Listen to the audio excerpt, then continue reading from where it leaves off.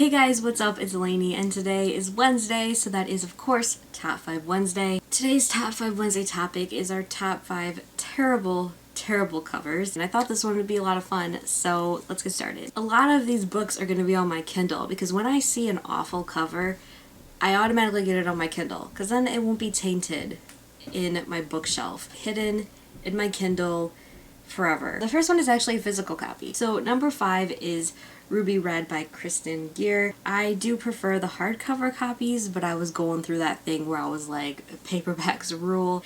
I don't particularly like this cover at all. I wouldn't have even considered getting it if I didn't hear such great things about it. I don't like the girl on a cover with the dress. I don't prefer them. No, I don't like it. Coming in at number 4 is the cover of Jumpers by Stephen Gould. This is actually the book that inspired the movie starring Hayden Christensen. I wanted to read the book of it, so the cover is quite awful. I really don't like it, so that's why I decided to get it on my Kindle. Coming in at number 3 is the original covers of the Crash series by Nicole Williams. I wouldn't have picked up these books at all, even though I love this trilogy for new adult. I got them when I had my Amish Kindle, so the very first one. So I didn't really get to see the covers when I was like flipping through the store for some reason. I didn't ever see the covers. So when I finally got my first Kindle Fire and all the covers got transferred and you can obviously see them, an LCD screen, I realized, holy damn, I bought a ton of books that have absolutely awful covers. This was one of them. And then when I ordered the third one last summer when it came out, it was transferred to the new covers.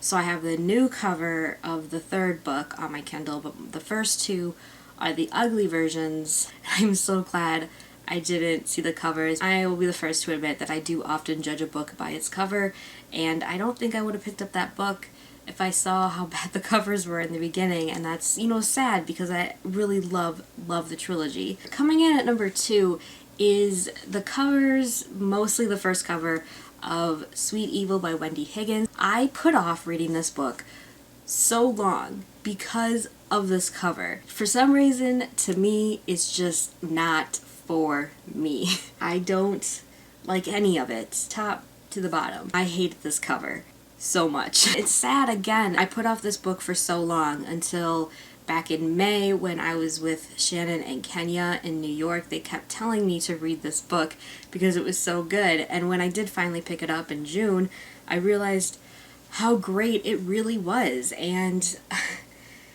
I put it off for so long because I hated the covers. I do have all 3 of these books in physical copy. Will I ever display them like I display these ones?